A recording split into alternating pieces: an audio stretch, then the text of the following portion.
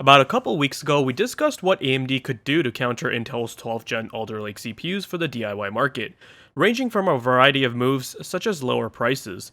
Now it seems like that is actually happening, which makes the CPU market even more exciting. Let's discuss that in this video. Hey, if you enjoy content like this, drop a like, make sure to subscribe, and smash that bell so you never miss another video. Hey, what is going on guys? Danny here, welcome back to the channel and I hope you've all been doing well. Earlier this month, there was so much hype surrounding Intel's latest 12th gen Alder Lake CPUs, as this was a brand new architecture from Intel that brought with it some much needed performance uplifts and a unique design featuring performance and efficiency cores.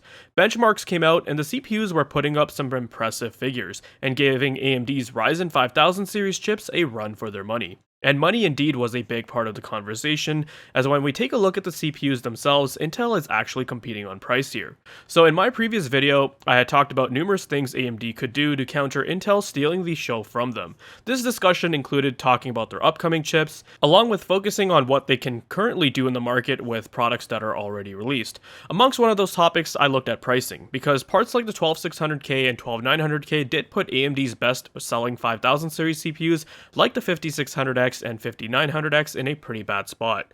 While the 5600X and 12600K trade blows with each other when it comes to gaming, where the 12600K has an advantage in is multi-core performance, and it's a big one at that, because it can even outperform the 5800X in some scenarios, and that part has 8 cores and 16 threads.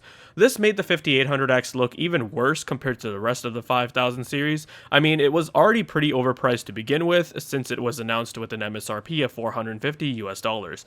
Later on, it could be found on sale for less than $400, which made it a bit more appealing, and I mentioned that in my previous review that I did of the 5800X. But when the 12600K can be had for significantly less, something needed to change. The 5900X and 5950X were also getting outperformed by the 12900K, which can now be found for about $620, which is quite a bit less than the 5950X. Therefore, when it comes to value, the 12th gen processors do deliver in that regard. With that said, one of the most obvious moves for AMD is to now lower prices of their 5000 series to bring them down to a more appropriate spot that can make them look just as attractive as Intel's parts when it comes to value. Now, AMD hasn't officially announced any price cuts for these SKUs, however, when looking at numerous retailers from various regions, they are going ahead and doing just that. Here in Canada, when the 5000 series CPUs came out, they were obscenely overpriced.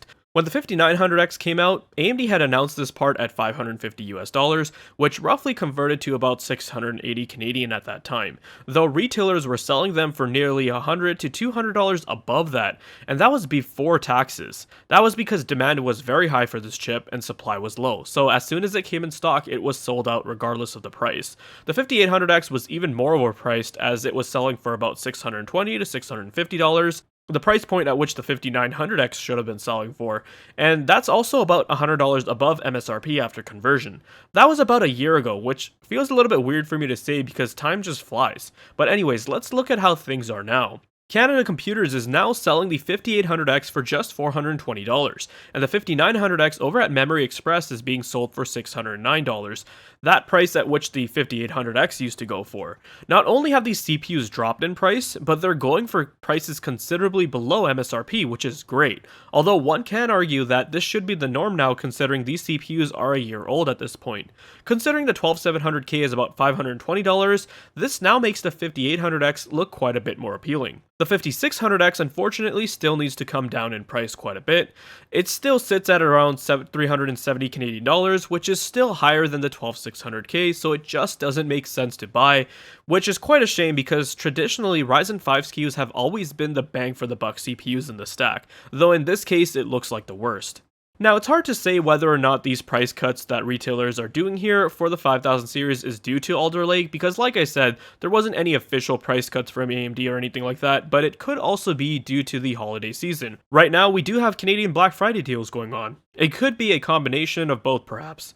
What about over in the US? Well, if you live near a micro center, you can find a 5900X for about $470 which is close to the 5800X's MSRP. And if you don't live near one, you can still pick one up from Amazon for about $10 more. That is an absolutely fantastic price for a blazing fast 12-core CPU that will give you impeccable gaming performance as well as fantastic multi-core performance for those production workloads. We also saw the 5800X drop down to just $300 to match the 12600K in pricing, and that puts it in a much more desirable spot. Unfortunately, even in the US, it seems like there haven't been really any great reductions for the 5600X. In my opinion, this CPU should come down to at least $200, if not at least $220. Anything above that and it's a tough sell. I'm sure there are many other regions around the world that are seeing similar or even better discounts for these parts. Feel free to let me know in the comments about the crazy deals you've stumbled upon.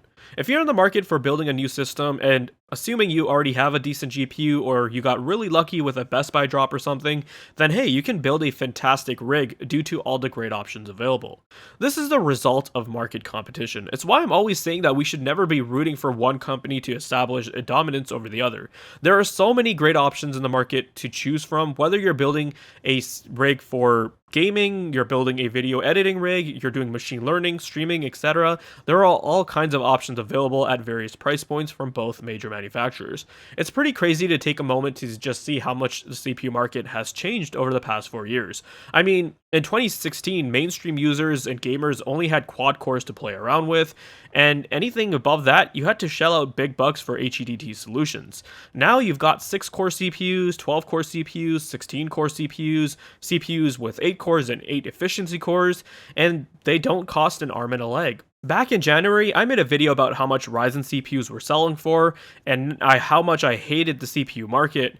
Now it seems like the tables have totally turned, and I absolutely love it. And the best part is that it's only going to get better from here on out, as we have newer series of CPUs to look forward to, and perhaps even more price drops to look forward to.